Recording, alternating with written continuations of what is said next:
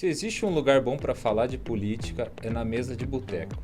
Mas e se a gente invertesse a lógica e viesse aqui na Casa da Política Curitibana para falar de bar da cidade? É isso que a gente vai fazer agora. Eu sou o Ricardo Marques e este é o Curitibou, um programa do CMC Podcasts, o podcast da Câmara Municipal de Curitiba. Roda a vinheta.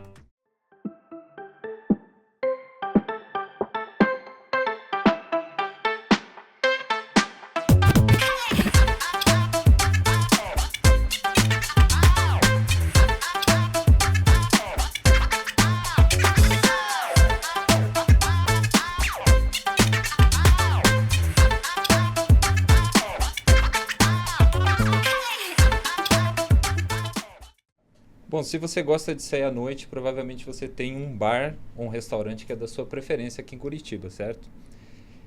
A gente tem aqui, num levantamento que a gente fez aqui na Câmara, aproximadamente 12 mil estabelecimentos dedicados aos negócios, então entre bares, restaurantes, com som, sem som. E o que a gente sempre fica se perguntando é, afinal, o que leva uma pessoa a abrir um bar e quais são as dificuldades que a gente enfrenta quando a gente entra nessa jornada? E é por isso que a gente trouxe aqui 3 pessoas que vão nos responder essa pergunta, pessoas gabaritadas para responder o que faz uma pessoa abrir o bar. A gente está aqui com o Paulo Matias, sócio do Terapia Bar. Tudo bom, gente? Prazer, meu nome é Paulo Matias, eu sou um dono de bar, tenho 23 anos e eu abri um bar. E, cara, pior que essa ideia de abrir um bar já tenho faz um bom tempo. Quando eu estava no processo de abertura, um amigo meu me lembrou que no ensino médio eu comentava sobre isso, que o jeito de fazer dinheiro era abrir o bar perto de uma universidade e ficar lá. Daí eu descobri que eu estava errado. Mas foi um processo bem interessante, assim, foi uma oportunidade que surgiu do nada. E eu e meu sócio, que é um amigo de infância, a gente segurou ela porque se a gente visse um outro estabelecimento abrindo lá e não desse certo, ia ficar bem chato pra gente. Muito legal, a gente já vai mais falar sobre o Terapia Bar, que é o bar do Paulo. Mas antes a gente tem aqui um bar que é um ponto turístico da cidade de Curitiba, que é o Bar do Alemão. A gente está aqui com o Jorge Tonato. Bem-vindo, Jorge. Obrigado pelo convite.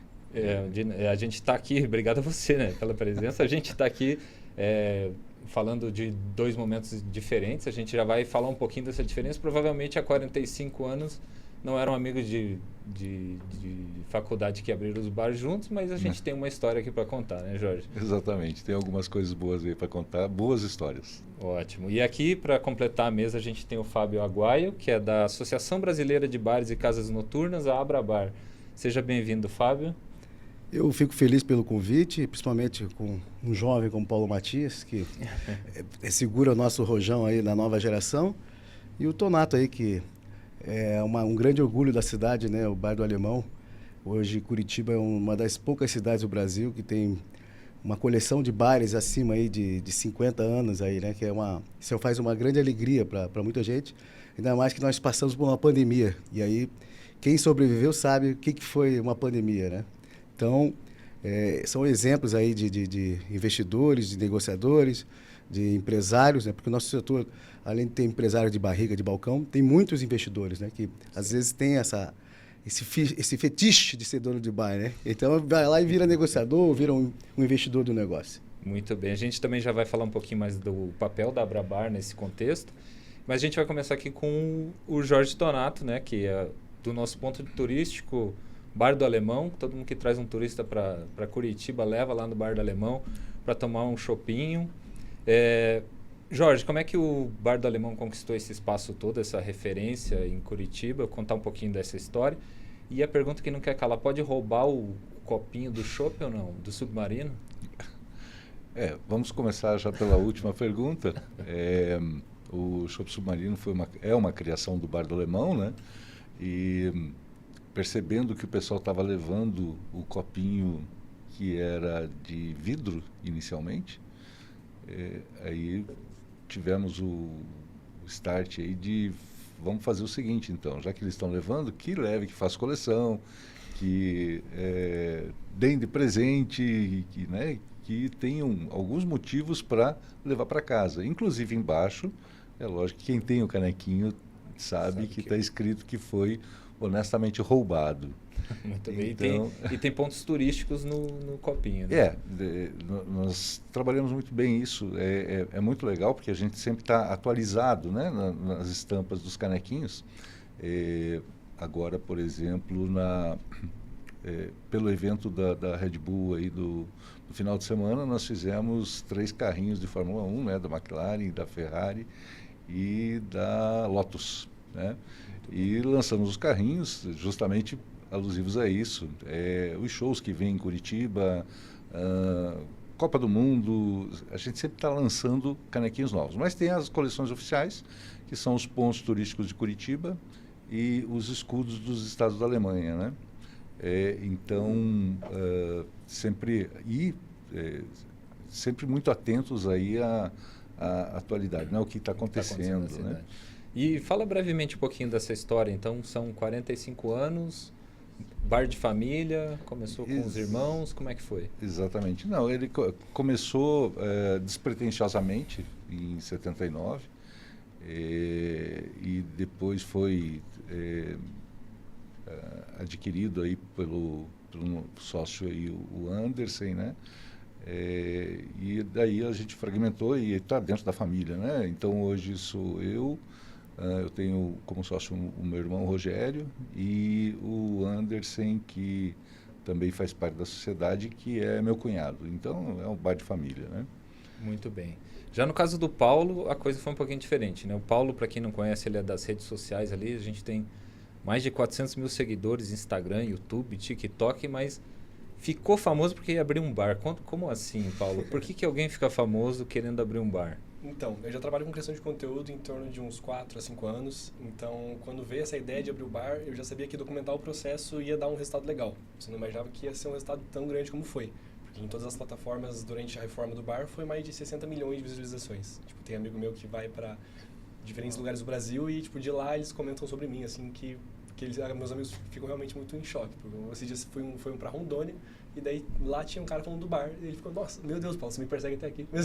Mas é muito interessante essa possibilidade que as redes sociais fornecem para novos negócios, sabe, para ajudar na visibilidade, para ajudar no marketing que é orgânico, né? Muitas vezes você tem que investir, mas com as redes, se você fizer ali uma criação de conteúdo, muitas vezes não. Aí como surgiu o bar, no caso, eu tenho esse meu amigo que é o Luigi, um amigo de infância, e antes naquele mesmo ponto tinha um outro bar universitário. E era um bar que a gente frequentava. O Luigi chegou a trabalhar naquele bar há anos atrás e tudo mais. E eu lembro que teve um dia, quando eu tinha uns 17 anos, eu acho, que ele comentou, 17, 18 anos por aí, que ele comentou que ele tinha o desejo de fazer parte da sociedade daquele bar lá, e que ele já trabalhava lá, e que ele, né, sempre pensava em pegar uma parte e tudo mais, mas nunca rolava. Enfim. Aí, no começo do ano passado, eu fui falar com o Luigi para pedir umas cadeiras emprestadas, tipo, lá do bar, para fazer um evento na minha casa e tudo mais. E daí ele falou que o bar tinha fechado. Daí, né, passou 5 minutos ali de tristeza, porque era um ponto que, por mais que estivesse meio né, periclitante, como a gente viu nos nossos vídeos lá, naquele momento ele já tinha sido um bar muito legal. E depois que passou 5 minutos, eu fiquei, caramba, mas e se a gente comprar? E se a gente fizer uma loucura, Luigi? E daí foi que eu emprestei 15 mil de um amigo, ele emprestou 15 mil de outro, e a gente abriu o bar com uma bagatela de 30 mil reais e um sonho, que para quem, né, não sei se já abriu um negócio, mas 30 mil reais parece muito, mas não é nada. E muita coisa que a gente conseguiu foi por causa da rede social. Foi por causa de parceria, de permuta, de desconto que a gente conseguiu com marcas, que se a gente não tivesse postado, a gente não teria conseguido sair do lugar, não teria conseguido abrir. Faltava uma semana para abrir o bar e a gente não tinha geladeira, basicamente. Muito bem. E talvez esse caminho, né, de ter os 30 mil reais no seu caso, provavelmente no Bar do Alemão também teve alguma questão financeira lá no começo, tenha sido bastante difícil para quem está começando e tudo mais. A gente vai falar um pouquinho, daqui a pouquinho, sobre esses problemas. Antes disso, a gente vai falar um pouquinho da Abrabar, né? Desculpa. E desse papel, como é que vocês entram nesse molho de gente querendo experimentar e abrir bar, e as pessoas há muito tempo com demandas diferentes? Como é esse trabalho da Abrabar, Fábio? Olha, até interessante do que o Paulo falou, porque às vezes nesse nosso meio é muito questão de conhecimento, né? A gente vive num meio que ainda o Brasil é um país muito burocrata, né? Para abrir um negócio, a gente tem aí o ranking, né, dos estados que mais abrem rápido as empresas, mas a questão de abrir uma empresa, né, diferentemente, ele exercitar mesmo a atividade, né? De tirar um alvará, tirar uma licença, porque se ele consegue abrir empresa, mas tem todo um processo que tem que ser caminhado aí para ter um isolamento acústico, quem quer ter música ao vivo. ou vai mexer com cozinha, tem que ter a vigilância sanitária. Então, às vezes, muitas pessoas caem na coragem e depois vai tirar a documentação. E isso é errado. Tem exemplos negativos aí que, infelizmente, questão de saúde pública, própria questão da Boate Kiss, que a gente não pode nunca esquecer desse fato. Nós temos que sempre proteger a vida em primeiro lugar. Você vê o que ocorreu na Macedônia, é um erro que eles poderiam ter aprendido o que aconteceu no Brasil e na Argentina. Mas, nesse caso específico que o Paulo falou, muitos empresários desse setor, às vezes, pelo bom conhecimento que tem, uma parceria, às vezes ele abre o negócio dele, às vezes sem fazer um investimento do bolso dele. Ele tem uma parceria boa com uma boa companhia, ou com vamos dar um exemplo, com uma grande cervejaria, ou com uma rede aí de energéticos, ou de outras marcas aí que aproveitam para associar suas marcas com pessoas como o Paulo, que tem essa capacidade de ter seguidores. Para eles é bom esse negócio, mas também tem aqueles empresários que têm que tirar do bolso mesmo e fazer o investimento. Então, nosso setor tem essa capacidade de aliar o cara que quer vir no peito e na coragem, e também aquele cara que praticamente ele recebe de mão beijada todos os apoios das grandes companhias. Isso é muito bom. A gente não jamais despreza apoio de qualquer pessoa. Mas existe isso no nosso meio. Às vezes um empresário abre um negócio só porque ele tem, vamos dizer assim, um cacife bom dentro do mercado, e vem as companhias e estamos aqui, abre esse negócio aí que a gente precisa. Nosso vice-presidente, o Rafael Guione, que é da Tesouro de Cuba, é um grande lutador. Até gosto de falar dele porque hoje ele abriu dentro do Parque Barigui o Olaria. Ele tem uma charutaria aqui famosa aqui em Curitiba, que é a Tesouro de Cuba, que é um bar, virou mais bar do que charutaria, que é um local excelente para quem gosta de degustar um bom charuto e tomar um bom drink, uma boa cerveja, porque hoje os bares em Curitiba e em muitos lugares ficam associados, às vezes, só a uma marca. E quando o bar diversifica as marcas, por exemplo, tem uma lenda do bar do Hotel Sheraton, uma rede de hotéis. É proibido vender só um tipo de marca. Ele não pode ter só a mais famosa de todas, que é a Johnnie Walker. Ele tem que ter todas as marcas de uísque. E isso, no nosso setor, prejudica muitas vezes os consumidores, que às vezes quer ter uma opção de uma outra bebida, mas ele está atrelado com uma marca. E isso é ruim. E a Abrabar entra para dar uma força para o empresário, é isso? A gente quer sempre desburocratizar o nosso setor, lutar contra o engessamento e, principalmente, trazer mais investidores para o nosso setor. Porque, às vezes, o Paulo, se ele tivesse, às vezes, vários braços para ajudá-lo, teria sido mais fácil a caminhada dele. Então, esse é o nosso papel, ser um braço extra para ele poder funcionar, trabalhar, e, às vezes, também não ter, às vezes, uma situação que a gente passa aqui em Curitiba, que pouca cidade tem, que é a AIFO, que fecha os estabelecimentos. Por enquanto, nessa gestão, nós não estamos ainda tendo, vamos dizer assim, esse desgosto. Por enquanto, está tudo sob controle. Muito bem. Pessoal, antes da gente continuar a conversa, a gente tem um material preparado pela nossa equipe aqui, que foi dar uma passeada no novo point da cidade aí. Talvez vocês conheçam a Prudente de Moraes. Então, a Nicole Tessen, nossa colega aqui, foi lá para a Prudente de Moraes junto com o Carlos. Vamos rodar o VT?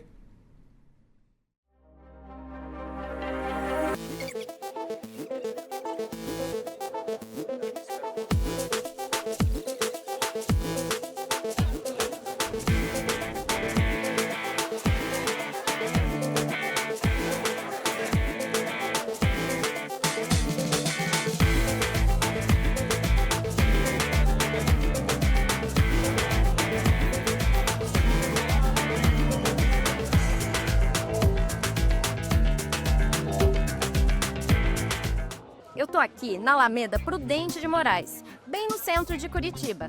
E a gente vai dar uma volta aqui para dar uma olhada como são os bares da região. E o primeiro deles vai ser o Caramelo.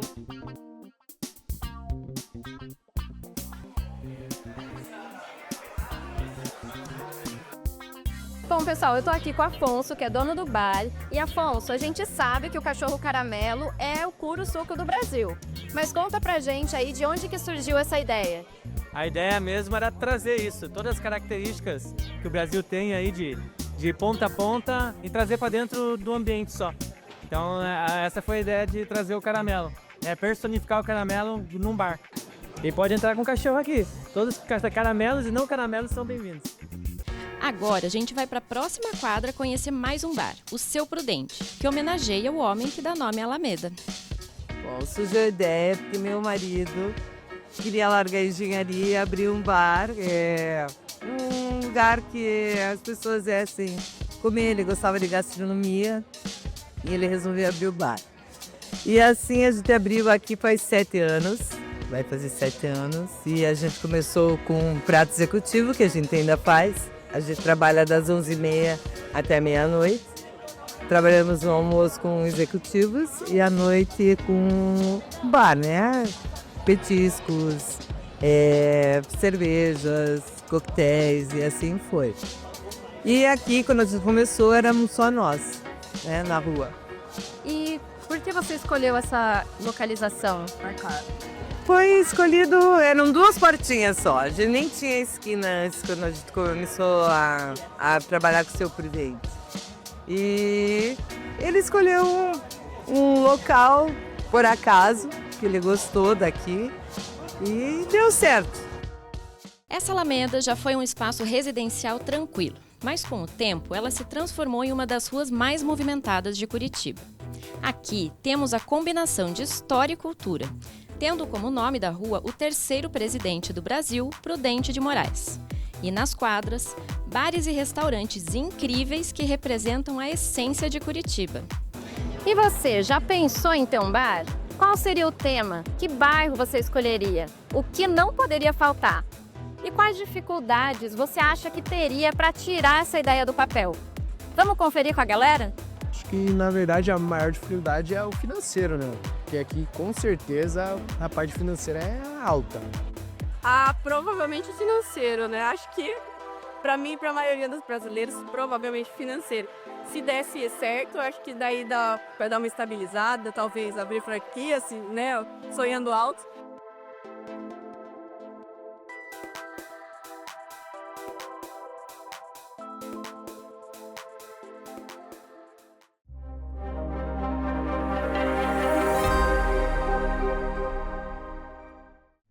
Legal, né? Então aí no VT deu para ver que o pessoal tem esse fetiche mesmo de abrir bar, né? Por algum eu acho motivo. Que é um sonho que todo jovem já teve, já passou por isso, já teve isso em mente, já passou. E se eu abrisse um bar? Assim, é um sonho meio louco que todo mundo já teve.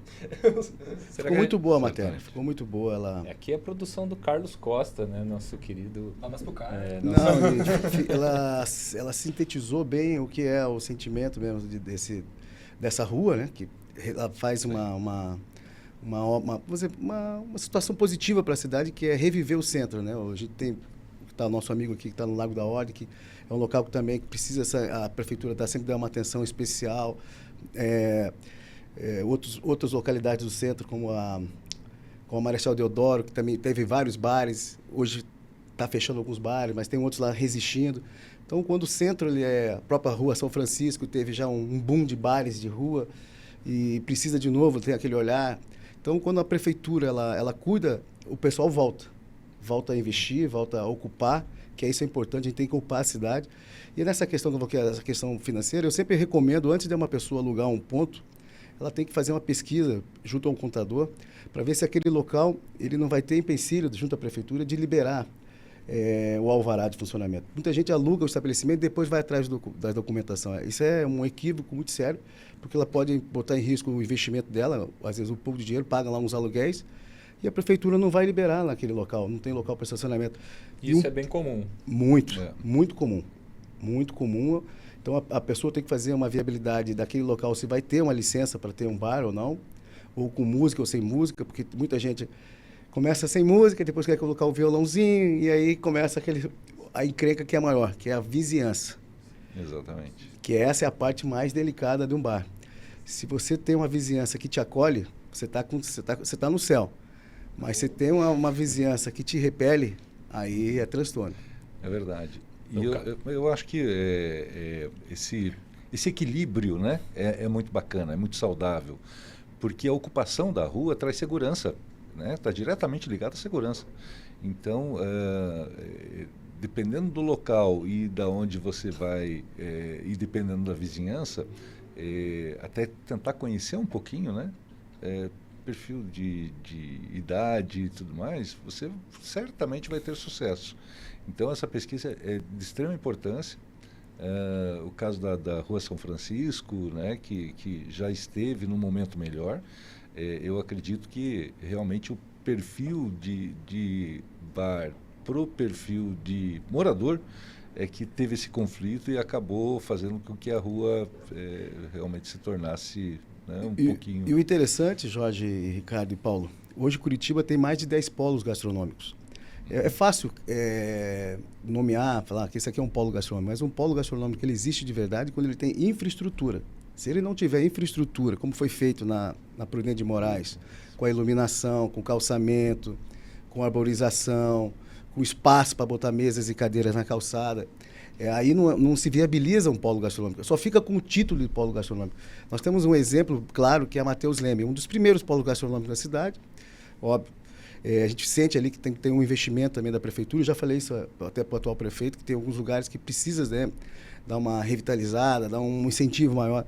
Então, os polos gastronômicos é uma forma dos empresários saírem dos shoppings, dos custos altos do shopping center, e quando ficam vários bares de gastronomia ou de entretenimento juntos, facilita a vida de todos. E como disse o Jorge, traz segurança e valorização para aquela localidade, para aquela região. E acima de tudo, que é o mais importante, gera emprego e renda, que é isso que nós precisamos nos dias atuais. As pessoas terem a sua independência, não precisar sobreviver de auxílio de governo.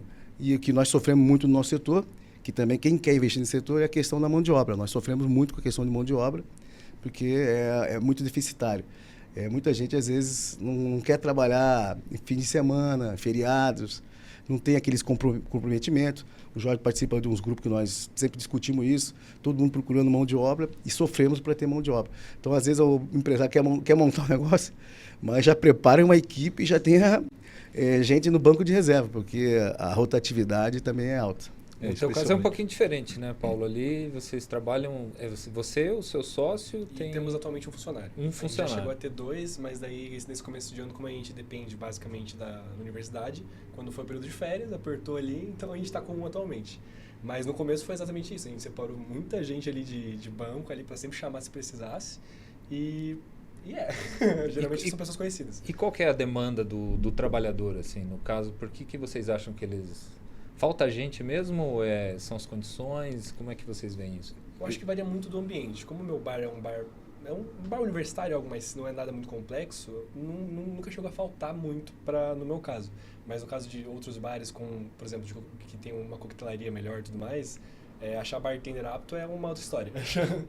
No teu caso, que são além que 700 pessoas lá no seu bar, né? Sim. Atender toda essa gente... Exatamente. Nós estamos hoje com 58 colaboradores, né? No total. E além da qualificação da mão de obra, que a gente já não exige mais, né? Até mesmo porque você dificilmente vai encontrar um garçom de formação, coisa parecida. Então, a gente procura formar os nossos profissionais lá internamente, né?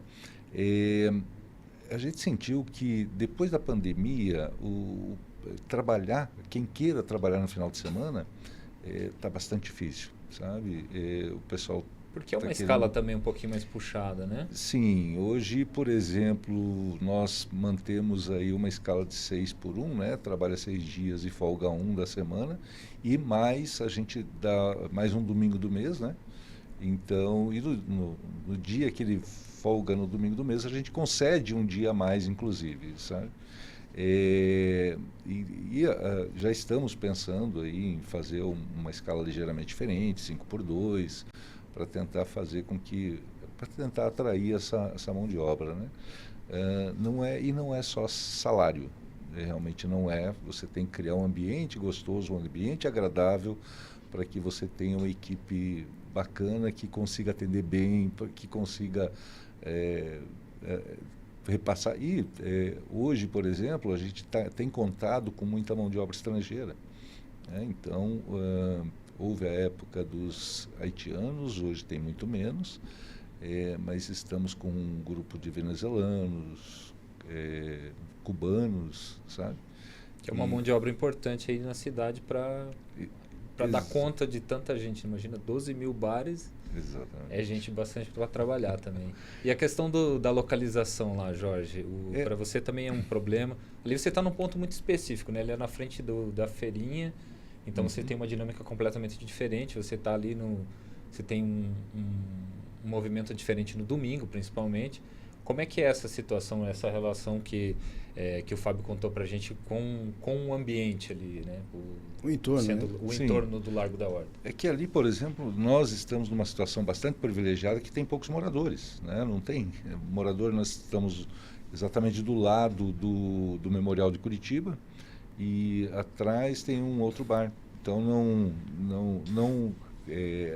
mesmo que tivéssemos, né, nós temos somente música ambiente, mas mesmo que tivéssemos uma música um pouco mais alta ou coisa parecida, não incomodaria ninguém. Bandinha alemã não tem lá. Até eventualmente a gente faz alguma coisa, né? Trazemos uma bandinha alemã, mas temos aí grupos folclóricos que se apresentam toda primeira quarta-feira do mês, né?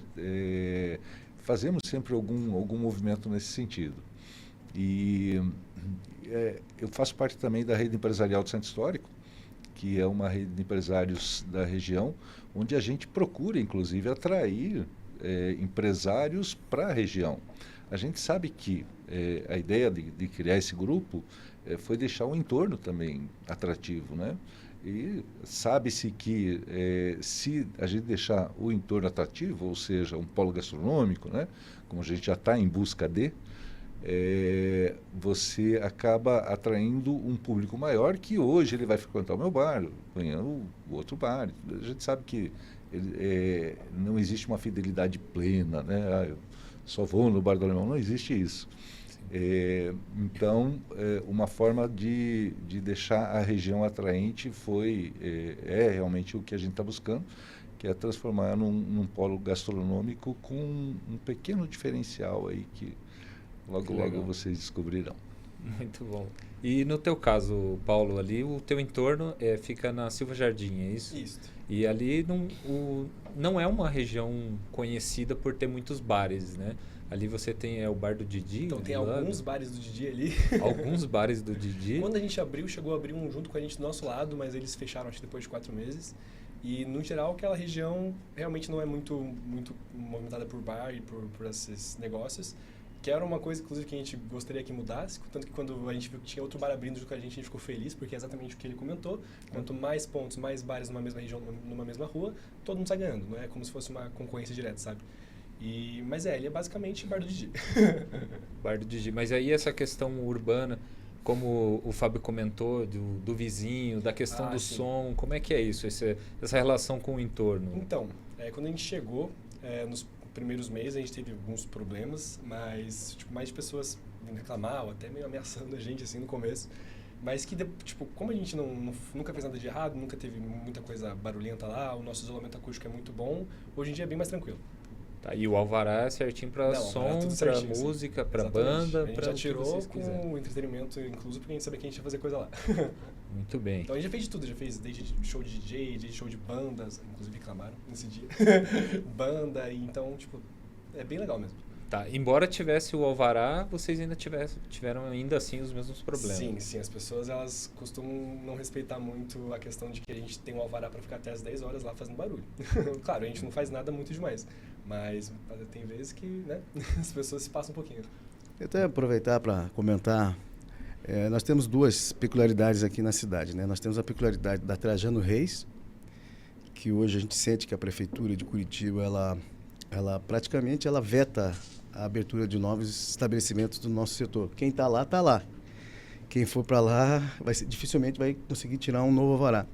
E temos a peculiaridade, eu acho que de uma das ruas interessantes da cidade, de um dos polos gastronômicos da cidade, que é Itupava, que eu acho ali é o ponto mais diversificado da cidade ali. Ali tem casa noturna, tem champanheria, tem Casa del Fuego, tem o Canabenta, ali tem todos os gostos ali. Eu acho ali é uma diversidade bacana ali da cidade. Ali perto do trilho do trem. Isso. E aí tem o bar da minha amiga, o Bola 8 lá, que já vedaram ela, porque querem construir o prédio, ela está resistindo, vai ficar lá, tem aquele posto de combustível, mas ela está lá lutando. Então você vê que é uma rua interessante, está lá o Délio Canabenta, está lá um tempão. O Canabenta, é o Dário Canabenta. É aquele do Canabenta, o Canabrava. Então você vê ali que tem o bar do Tartaruga, lá está desde 70, da década de 70. Então é uma rua muito interessante aqui de Curitiba, que atrai. Lá tem também uma vila gastronômica, que é o Vila Yamon, que é uma peculiaridade aqui de Curitiba, que exportou para outros locais, que nós, tipo, estilo Mercadoteca, que é o Souk, o Cadore, né? Que essa é uma coisa que nós criamos aqui em Curitiba. Você é curitibano? Sou carioca. Não, digo, esse modelo de negócio é curitibano? É curitibano. Interessante, não sabia. É curitibano. E quem fez foi um carioca, que é o Roberto, o Feliz e mais um sócio deles, que é o Aquiles, que eles tinham aquele lá. E aí, Curitiba, uma época, chegou até 21 vilas gastronômicas. Hoje sobrou 10. Isso é uma tentativa de se Cadore reinventar. foi o primeiro? Foi o primeiro. Foi o primeiro. Aí o Souk, hoje também que é um... O Cadore é o do Bacaxiri. Do Bacaxiri, onde tem aquela torre lá. E teve um que ficou muito famoso, mas acabou, que era no Portão, e aí teve que ir para leilão lá o terreno. Mas isso foi uma característica da cidade. Depois aí você viu saindo em Maringá, saiu em Londrina, Foz do Iguaçu. Aí teve algumas cidades aqui do estado que começaram a replicar esse modelo de negócio. Então, Curitiba, naquela tradição de sempre ser inovadora, do teste de algumas atividades, isso foi um bom teste aqui de Curitiba que a gente sentiu em outras cidades. E os grandes grupos, seja de marcas, franquias internacionais, como principalmente os fast food, você vê em cada dessas esquinas da cidade que montam agora pequenas vilas gastronômicas, assim, né? Principalmente dos bairros, lá no Novo Mundo, no Portão. Então, Curitiba, ela não ficou mais só concentrada no centro. Os polos estão indo para onde a população está. Então, isso é importante que ocorra. Até porque a gente tem um mote, né? Que é se beber, não dirige. Então, se você não dá opção para as pessoas onde elas moram, perto de casa, ter alguma coisa perto da casa dela, tanto é que eu sempre brigo aqui, o Jorge, eu sempre sou contra a prefeitura obrigar um bar a ter estacionamento. É contrassenso. Se você faz campanha se beber não dirige, como é que você exige que um bar tenha estacionamento para liberar o alvará? Verdade. Então, essa é uma luta nossa, já falei com alguns vereadores aqui da casa, que tem que desvincular essa exigência. Essa aí, deixa ele ter um convênio, né? Mas não exija estacionamento, né? Porque não dá para beber e dirigir, né? Então, mas tem aquela pessoa que não vai beber. Mas você já passa uma mensagem positiva que não está atrelado, né, ao negócio. E hoje em dia tem tantos meios de locomoção e tudo mais, né? Com aplicativos e fantástico. Táxi e tudo mais. Exatamente. Né? E, inclusive, falando dessas iniciativas dos vereadores, da prefeitura, a gente pode listar algumas, né? Estão falando agora do plano de revitalização do centro, a gente está falando dos polos gastronômicos, são 12 agora, né? A gente teve uma lei agora recente para uso de aparelho, TV e som dentro de bar. Tem regras para colocar animais, o espaço pet friendly, a gente viu flexibilização de horário, campanha para evitar violência contra a mulher, campanha contra o racismo. Existe uma série de medidas dentro da Câmara, né? E aí a pergunta é, como é que isso tem surtido efeito na prática? Olha, isso está funcionando? Olha, isso eu tenho orgulho de falar e boa parte desse projeto de lei nós participamos. Curitiba foi uma das pioneiras de regulamentar o controle de acesso dos clientes, principalmente em bares e casas noturnas, porque nós já tínhamos uma onda aqui em Curitiba no início do anos 2000, 2010, que eram os pit boys que faziam as brigas e depois os ladrões de bolsas e celulares. E nós fizemos aqui, junto com os vereadores, a lei que controla o acesso de clientes em casas acima de 100 pessoas, principalmente nas baladas. A lei de monitoramento, de ter câmera de monitoramento, da identificação dos seguranças. Fizemos várias leis em conjunto com os vereadores que deram segurança para a clientela. Então, à noite curitibana, quando acontece alguma coisa, imediatamente é identificar alguma coisa. Então, a Câmara sempre foi proativa junto com a sociedade, porque eu sempre falo, o legislador, o poder executivo, ele é efetivo nas suas ações quando a sociedade civil participa e dá o direcionamento. Olha, nós temos que corrigir aqui, acertar aqui, fazer aqui. Então, a Câmara nunca negou essa possibilidade da sociedade civil participar. Nós somos poucas das entidades que fazem projetos de participação legislativa, que tem uma comissão exclusiva aqui na casa, que as entidades podem propor projeto de leis. Hoje nós temos um grande debate aqui na cidade, que é as pessoas em situação de rua.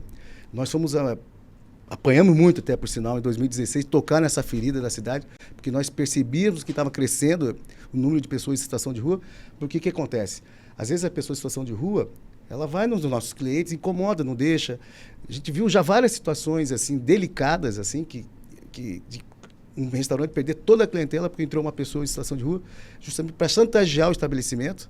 Inclusive, esse empresário, ele faleceu, infelizmente, era o nosso amigo Rafael, lá do restaurante Campanha, que um cidadão desse entrou lá, eu não gosto de falar a palavra, mas entrou todo defecado, espantou toda a clientela, ele ficou louco, partiu para cima desse cidadão, e aí deu uma mídia que ele agrediu. Ele que foi lá chantagear. Então, muitos empresários, às vezes, são chantageados com as pessoas que ficam em frente. Só sai daqui se você me der um dinheiro, se você quer lá. Então, nós trouxemos esse debate aqui, que é importante, que eles não são invisíveis, eles existem. Quando eu falo que essas pessoas são invisíveis, eu discordo disso. Elas têm que ter um tratamento, têm que diferenciar quem está ali por problema de saúde mental, problema familiar, problema de drogas, ou por vadiagem mesmo. Porque tem que classificar quem está ali por vadiagem e quem está ali por problemas mesmo, seja pós-pandemia ou antes-pandemia. É um debate que a Câmara Municipal nunca se furtou, inclusive tem vários projetos de leis tratando desse assunto. São problemas sociais que acabam afetando a vida ali, quem está são problemas mais amplos, né, que não são diretamente relacionados ao bar, e que o bar, às vezes, acaba sentindo na pele, porque vocês estão abertos à noite, estão ali com pessoas, às vezes, alcoolizadas, pessoas que usam drogas ilícitas, alguma coisa desse sentido. E também tem muita gente que vê no bar, às vezes, um ponto que ele se sente à vontade de entrar, né? E que não é qualquer lugar que recebe essas pessoas também, né? Como é que tem sido isso ao longo da tua jornada, Jorge? Você viu muita lei entrando, muita lei saindo, mudou muita coisa, entra restrição. Na época do Covid, então, a gente, né, nem se fala, foram tantas e tantas medidas. Como é que esse trabalho de lei, legislação, da atuação do Executivo afeta diretamente, assim, na sua visão, Jorge? Olha, a gente já passou por tantas, né? E algumas que você acha que vai ter um impacto assim horrível, né? Que de repente vai ser o fechamento dos bares e tudo mais. Você acaba se acostumando, se moldando, o público acaba se moldando, né? Não somos nós. O nosso público acaba se mudando. Por exemplo, eu acho que isso eu vou falar para os mais antigos, mas quando ainda era permitido fumar dentro dos bares e restaurantes, era muito comum, né? Hoje é incabível você ver alguém num restaurante ou num bar fumando, né? um cigarro. E quando começou essa lei, eu pensei, putz, o que nós vamos fazer agora, né? Como que nós vamos tentar trabalhar isso e tudo mais? E, bem, no fim, foi benéfico para todo mundo, até para aquele garçom, aquele atendente que não fumava, que fumava por tabela, né? Sim. Acabou tendo sua saúde, inclusive, preservada. E, por sinal, nós ajudamos a regulamentar essa lei e ajudamos as tabacarias, os espaços, ser um ambiente apropriado para o fumante ter seu espaço com segurança. Porque também se criou também um problema para todos nós, quando as pessoas saíam para fora do bar, começavam a conversar alto, incomodava a vizinhança. Exatamente. Então, quando eles têm os locais adequados para fazer o uso, seja do charuto, do cigarro, do cachimbo, agora é essa onda do eletrônico, né, do cigarro, do Viper, porque a modernidade também traz isso.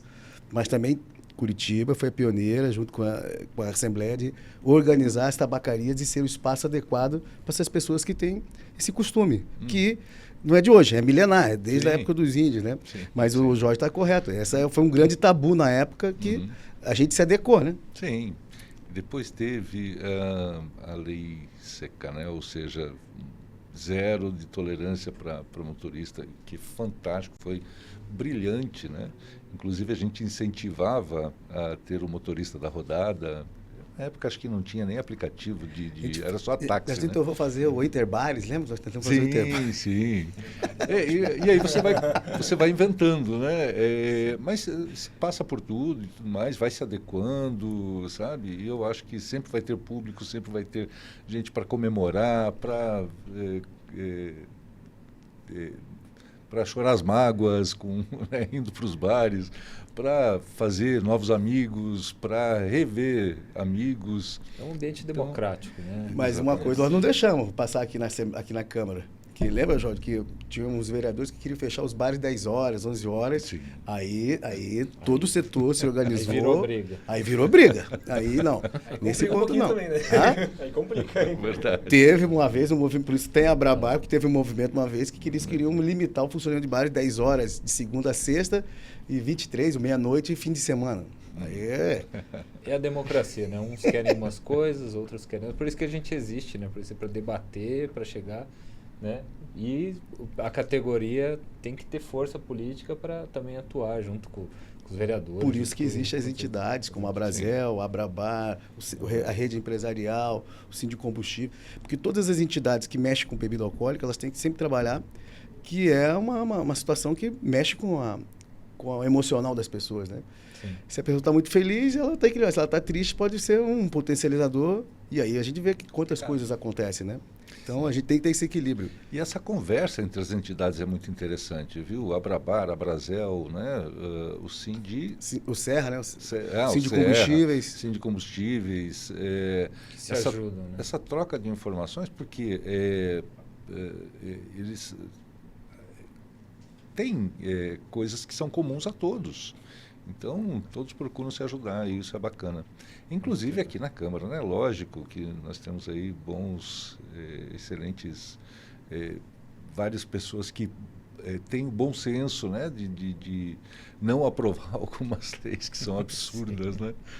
Isso é a questão mais delicada do Poder Legislativo com a sociedade civil. É mexer em situações de restrição, de banimento. Eu acho que tem que ter sempre uma discussão. A gente é sempre a favor de projetos de lei de inclusão, de inovação. Aqui foi um grande debate quando foi a questão dos food trucks, quando foi regulamentado, foi através da Câmara. Então, tem leis que elas vêm para melhorar, aprimorar. Só que tem leis que vêm para tirar de direitos, tirar a opção da população. E aí, nesse ponto, as entidades elas sempre agem em conjunto. Vem aqui todos, como é o grupo de pressão, que para alguns é lobby, mas é grupo de pressão das entidades que exercem esse poder de defender os interesses de sua categoria. E todas as atividades empresariais têm seus representantes, como a APRAS, que é o do supermercado, que também vende bebida alcoólica, né? Então, Sindipanificação.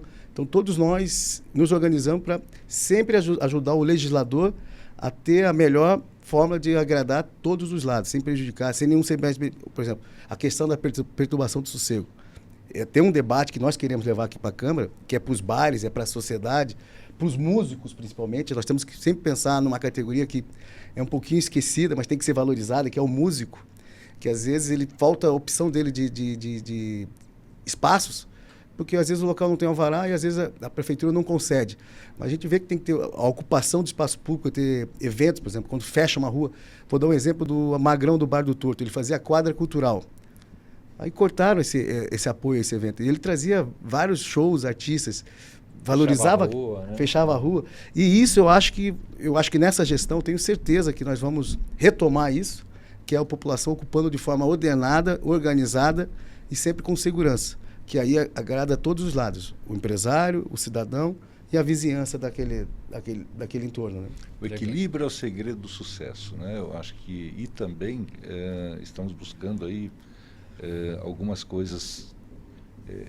Hoje você vê, por exemplo, a Prudente, que é um sucesso, né? E espero que se perpetue, né? Então, existe uma padronização, existe um consenso para a liberação do uso da calçada. Isso é muito legal e é muito bacana. Eu acho extremamente saudável. Isso existe no mundo inteiro, né?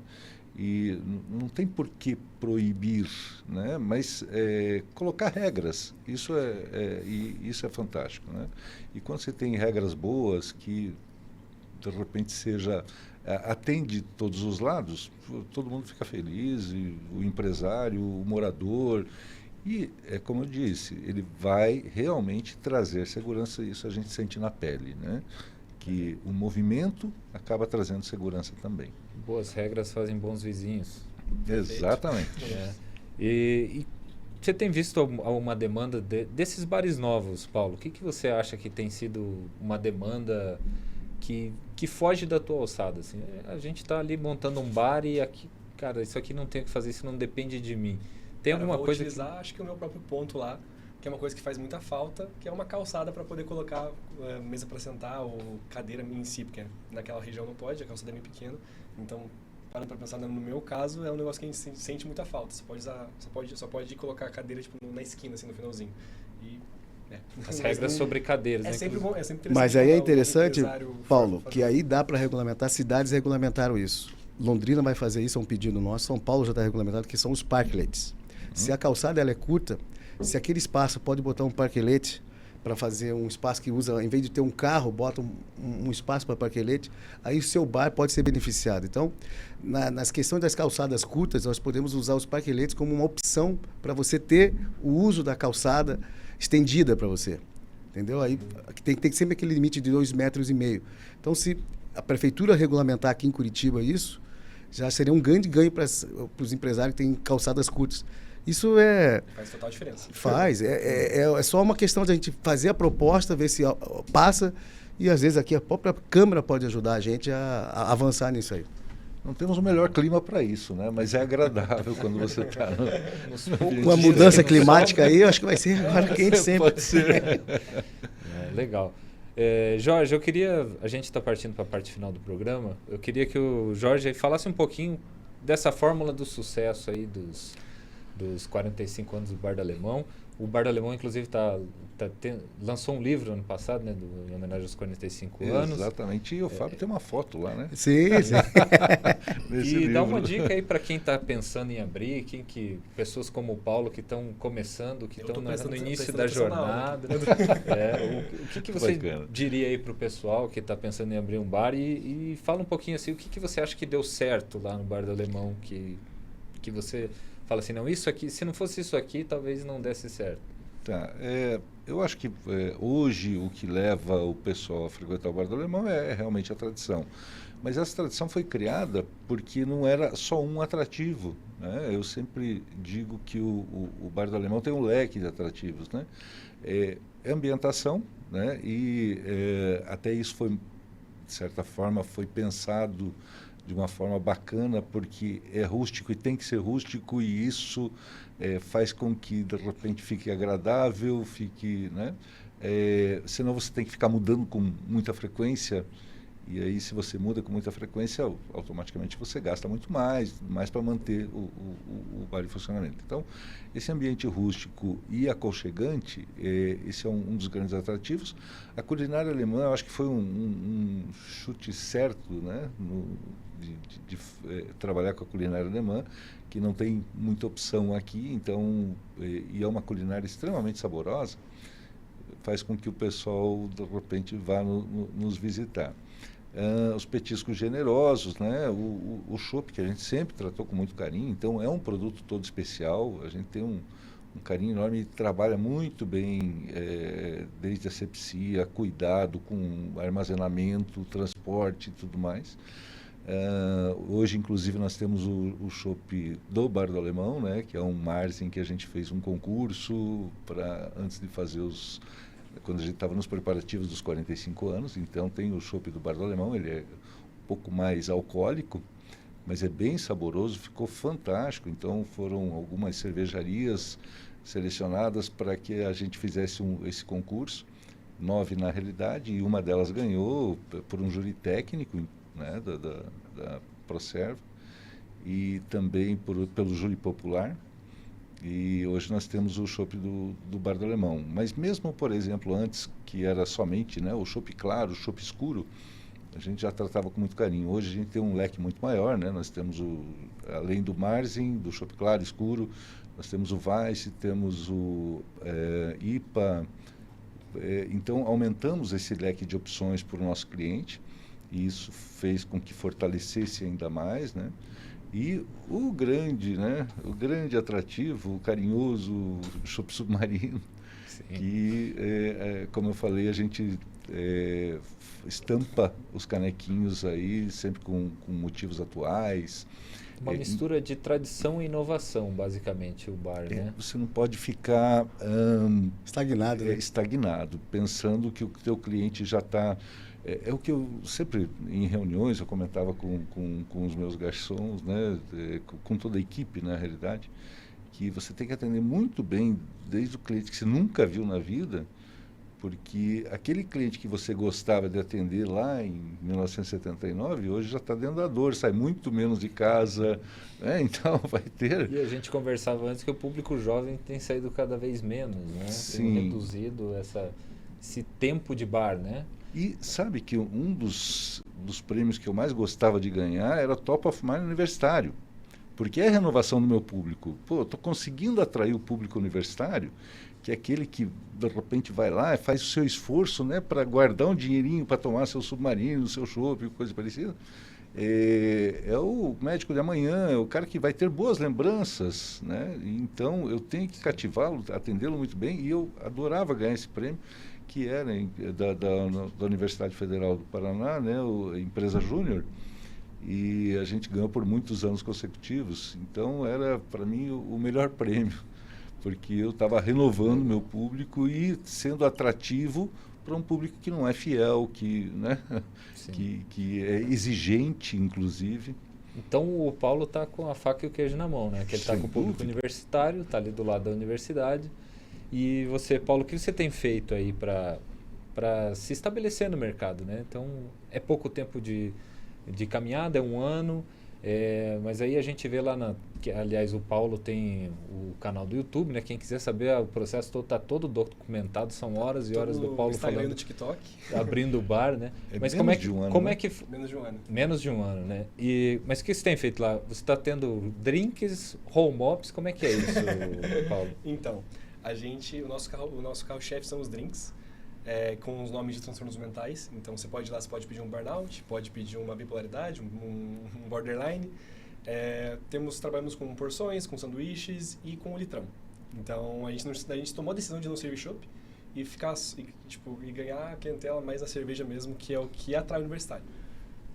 Que é por questão de preço? Por questão de preço mesmo. Que daí eu achei bem curioso que, ao menos ao redor do Brasil, é difícil achar litrão. Sabia? Tipo, a galera vem de fora, vem muita gente de fora visitar o bar e fala, nossa, vocês vendem cerveja em litro e tudo mais, muito barato, não sei o que lá. Então, a gente tenta manter assim, porque o público universitário também, ele está estudando ali, ele também não tem muito dinheiro para poder gastar. Talvez depois ele vá ter, mas atualmente não. Então, a gente tenta sempre ganhar no custo também. O Bar do Alemão iniciou em 79, porque o chopp na época, com chopp, né? Iniciou porque o chopp na época era mais barato que a cerveja, sabe? Então, foi uma opção, porque era um produto realmente bem mais barato. Hoje ele inverteu, né? Está bem mais caro que a cerveja e tudo mais, talvez pela quantidade de produção e tudo mais, uma questão realmente de indústria, né? Sim. E você tem um submarino ali? Não temos. Algum drink você que tem uma arma secreta? Esse aqui é o meu submarino. Esse aqui, tem uma arma secreta lá para o drink que mais sai, que a galera fala muito, é o burnout. Burnout. Que é? Que é uma bebida com canela, licor de xarope de manga picante, citrus e limão. Muito bem. Exatamente. Licor de canela. Saudável, né? Saudávelzíssimo. Tá. E comida ali vocês servem, não? Sim, porção, batata, onion rings, porção de coração, aí tem os sanduíches também. Muito bem. E qual que é a expectativa aí, Paulo, para os próximos anos? Tem algum plano, alguma coisa para com certeza terapia? Abrir novas sedes mais para frente. A gente ainda estamos nos estabilizando, afinal tem menos de um ano. É interessante porque uma coisa que eu ouvi muito aqui em Curitiba é que o bar que passa de um ano em Curitiba é porque vai durar. Falam que tem essa deadline, assim. Então estamos otimistas aí que a gente não vai quebrar.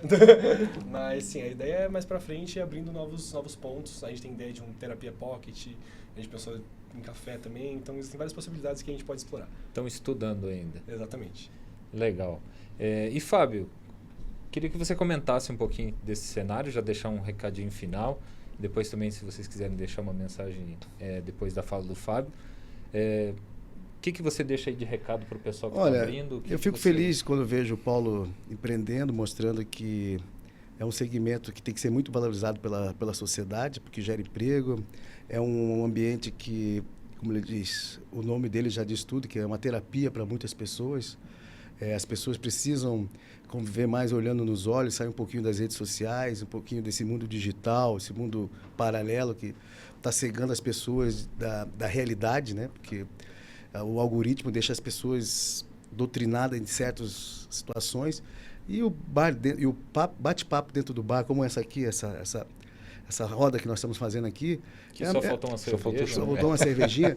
Então você vê Curitiba como uma cidade que tem diversas opções. A gente teve agora recentemente o Bar Otelo, que completou 1 ano e está fazendo um sucesso. Muitas pessoas acham que o bar tem 10, 20, 30 anos, porque ele trouxe uma característica positiva para a cidade. Não é uma característica de imitar Rio, São Paulo. Ele trouxe uma característica da cidade. O Everton e o Marinati fizeram uma característica da cidade. Então, por isso que está dando certo. Vai ampliar, vai fazer mais um bar lá no Bacaxiri, que vai ser o Gente Fina. Aí você vê o Bar Triângulo, que fez 91 anos recentemente. A gente viu aí, tem uma disputa, mas eu tenho certeza que vai voltar o Bar Stuart, que tem 125 anos. Eu tenho certeza que ele volta em 2026. Absoluta, vai ter um consenso ali, que é importante para a cidade, o Bar Stuart voltar, para mostrar para essas novas gerações como é que era aquela tradição. O próprio Bar do Alemão, o Bar do Alemão que está aí mais quase meio século de vida. Então, a cidade ela tem essa peculiaridade de dar opções para o cidadão e também para todos os gostos, seja o mais sofisticado ou o mais simples. Você vai... Eu sempre fiz uma brincadeira com o Rodolfo, lá do Bem Paraná. Nós fizemos uma vez uma matéria chamada Circuito Fora do Circuito. Eu conheci os bares, e tanto é um amigo meu também, o Gustavo, que é do Tribuna, ele também faz isso. Ele caça bares, né? E aí mostra a peculiaridade de cada bar. Aí tem o bar do meu amigo Sandro Cardoso, lá no Orleans, que é o bar do Cardoso. Já foi lá? Já. É uma delícia. Então, às vezes, as pessoas têm que ver que são bares escondidos pela cidade, de uma grande tradição, que às vezes, quando tem alguma reportagem, alguma matéria, que aí eles são desnudados para a população conhecer e vira romaria. Aí você vê aqui, tem aqui em Curitiba o Baratona, agora tem o Varatona, que todo mundo entra numa van e vai correr para fazer esses circuitos assim. Então, Curitiba consegue atrair isso, renovar para o público. Nós entendemos já que está tendo uma transição, o costume mudou. Se a pessoa bebia 10, 15 chopp, ela toma 2 chopinhos, toma uma água, aí é uma refrescadinha, depois volta, ou vai para lá para o seu drink sem álcool, mas está querendo dentro do ambiente. Falamos aqui no off aqui sobre o Honey Vox, que é uma tendência que vai ficar, como tem o Kizar, que faz a parte de bar na frente, faz a balada lá atrás. Tem um outro bar do amigo nosso, que é do grupo Gintano, que está montando lá no final. Então, vários empresários da geração dele acreditando no setor, e principalmente empresários como o Jorge, que mantém a tradição, porque tem um público em Curitiba que precisa disso. Ter essa transição, saber como é a inovação com a tradição. E aí, meu amigo, é só gerar emprego, fazer esse equilíbrio que o Jorge falou, que nós temos que ter esse equilíbrio com a vizinhança, porque aí todo mundo fica bem, todo mundo gera emprego, e aí a gente também faz a parte social, que é gerar emprego, né? Legal. Quer mandar um recadinho, Jorge? Não, bacana. Concordo com tudo que falou. É exatamente isso, né? E o que eu digo para você é sempre procurar se manter atualizado também, independente de tradição, né? A gente sempre está buscando coisas novas, tudo mais. Então, até recentemente estive com um grupo de empresários e um evento, um benchmarking, né? Uma viagem de benchmarking que nós fizemos a Portugal, visitando o Porto, visitando Lisboa, conhecendo as inovações, o que eles têm lá de bacana, o que eles têm de tradicional, sabe? E como é que eles atraem tantos turistas. Então, fiquei feliz por ter representante do Poder Municipal, estadual, junto conosco, né? Então, buscando realmente inovação dentro do que é tradicional, né? Sempre tentando colocar alguma coisinha, algum pitacozinho, tudo mais que chame a atenção, porque você acaba ficando no esquecimento, né? Hoje a gente atrai em torno de 40%, 43% de turistas, né? Isso é um trabalho que a gente fez lá atrás, que estamos colhendo os frutos. São alguns eventos que a gente fazia em Brasília, sempre participamos da Oktoberfest São Paulo, e então você acaba sendo mostrado. E o que mais nos deixa orgulhosos é quando chega o cliente e diz: pô, quando eu falei para o Zé que eu ia para Curitiba, Ele disse, não, pô, você tem que passar no Bar do Alemão, e você vai ter que tomar o submarino, tem que comer a carne de onça. Que legal. Então isso é muito bacana. E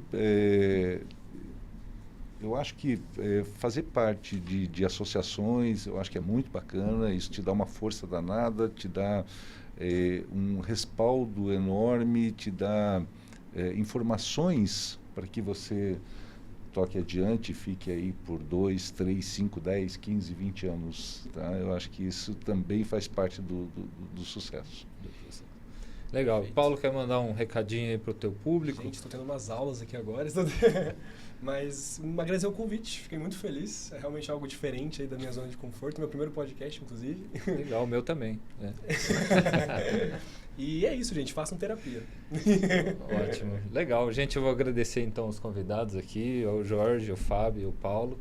Estiveram aí pela conversa agradável. A gente teve um tempo limitado aqui, mas acho que deu pra gente trocar um pouco de informações, trazer um pouquinho do que a casa também realiza aqui na Câmara Municipal de Curitiba, que é um dos motivos da gente estar aqui, de chamar a atenção para o YouTube da Câmara, que tem todo dia lá a sessão para vocês assistirem, acompanharem a política da cidade, verem as leis que estão sendo votadas, ver o que está acontecendo, acompanhar o vereador, né? Aqueles vereadores que vocês precisam adotar para ir atrás, para pedir aquilo que vocês querem que seja realizado dentro da cidade. E participação, né, gente? Participação política, que é por isso que a gente tem um podcast. E muito legal dar uma visibilidade para a área dos bares. Obrigado, gente. Obrigado. Eu que agradeço.